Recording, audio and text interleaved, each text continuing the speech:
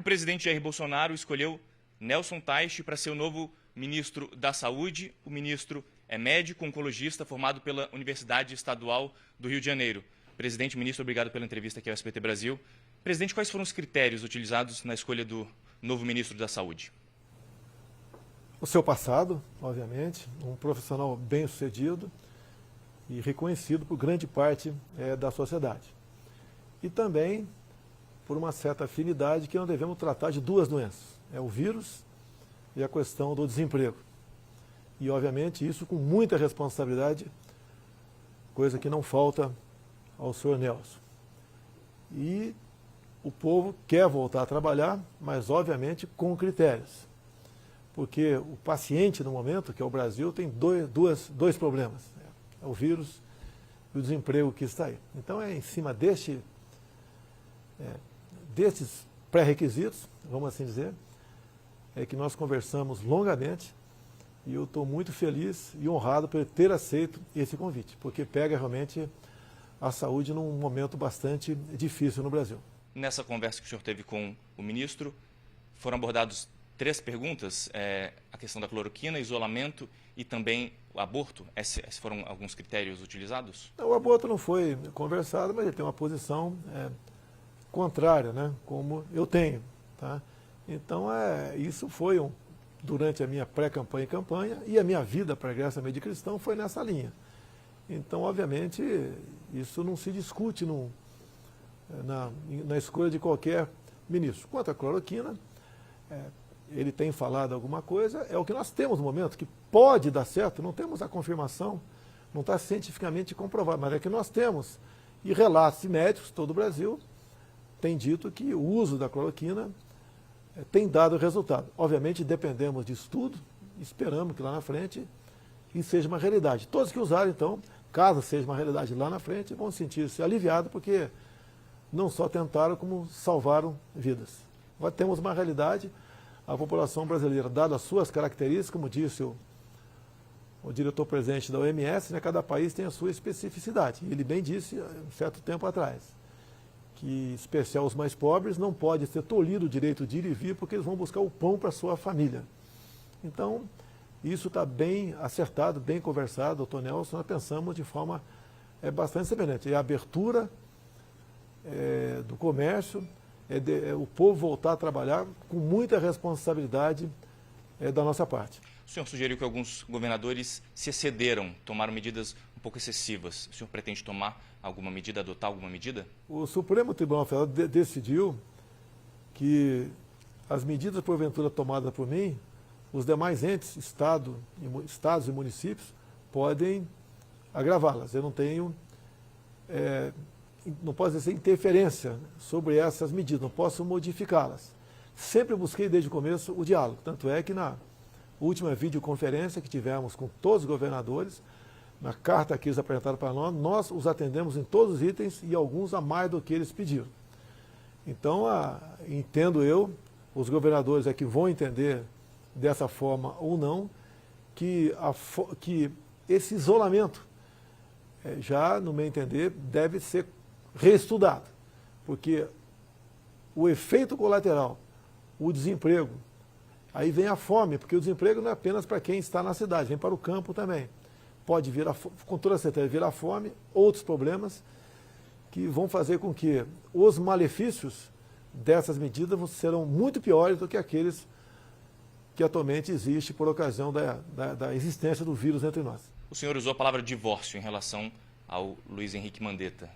Qual foi o auge que não foi mais suportável? Foi consensual, nada litigioso.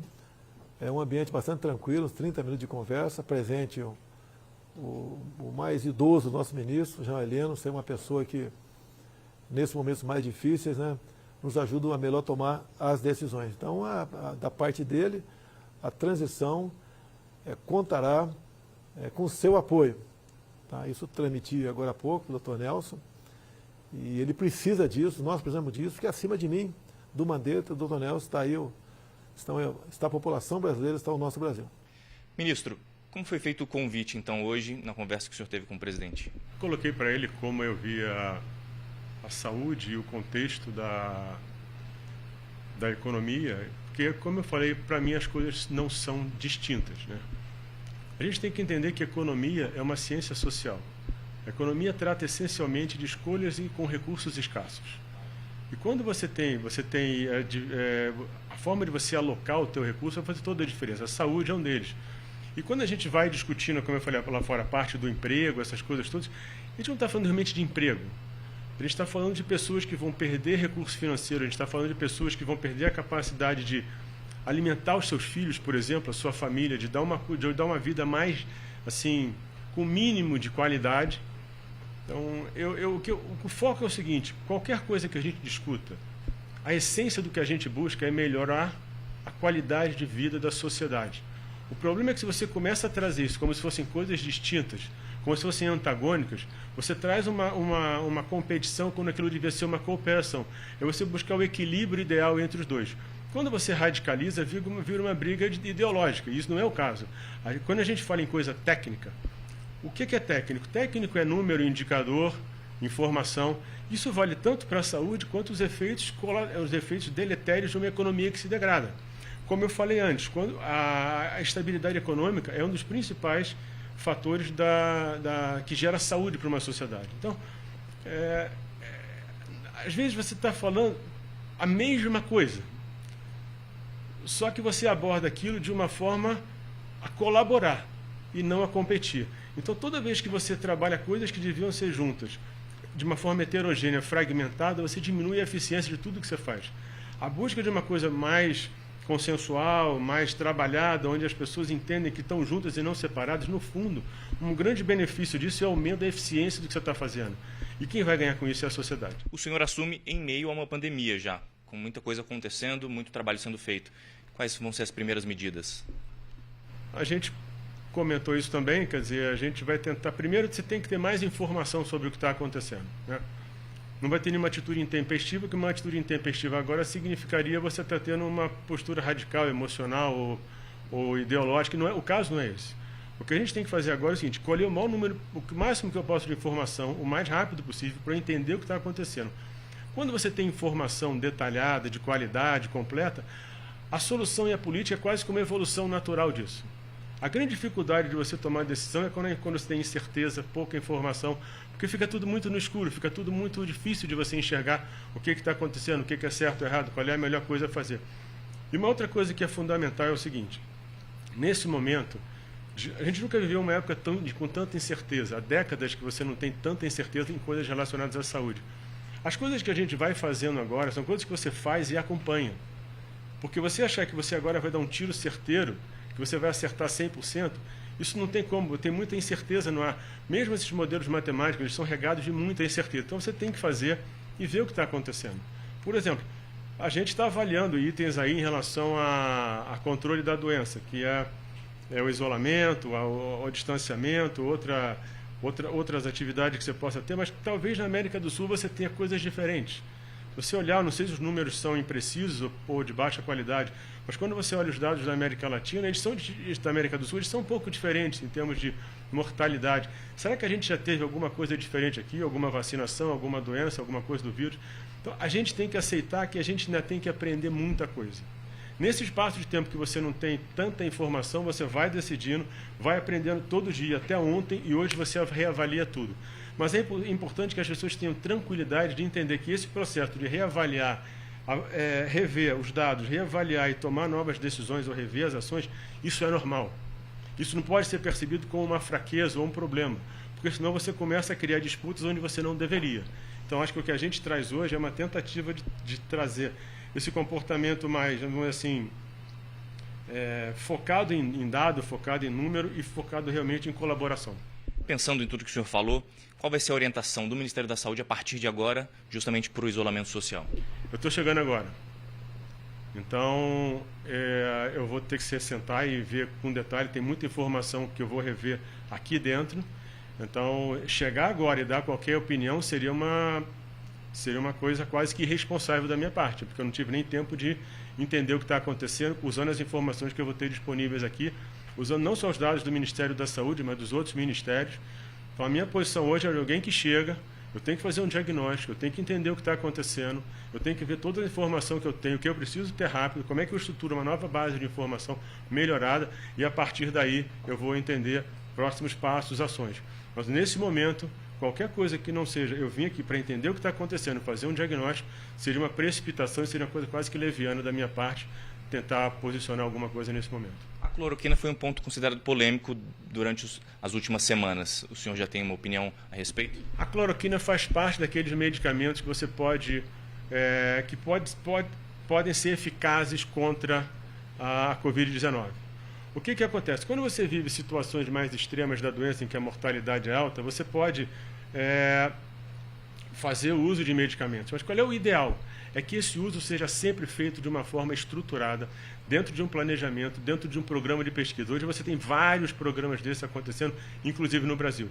O que a gente vai fazer hoje é respeitar essas situações em que você pode indicar por onde você acha que a possibilidade de ajuda poderia ser grande, mas, acima de tudo, o que a gente vai fazer é colhe dado, acelera isso o mais rápido possível, interage com os pesquisadores, tenta ter isso o mais rápido possível, para que a gente possa enxergar claramente qual é o papel de cada medicamento, de cada vacina, no controle da doença.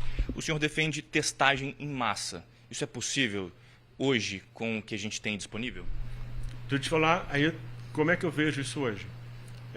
Eu estou te falando isso porque, antes de eu assumir aqui, por exemplo, empresários vieram me procurar, você vê a saúde suplementar fazendo teste, você vê o governo comprando coisas.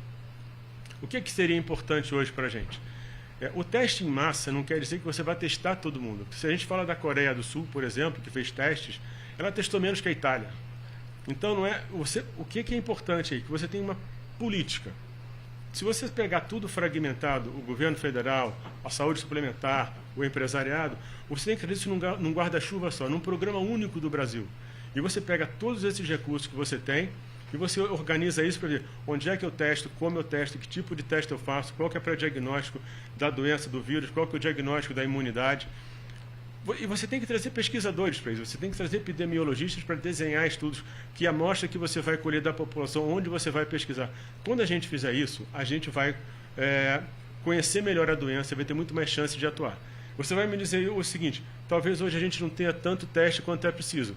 É possível. Só que o que eu acho é o seguinte: a gente não sabe quando isso vai acabar.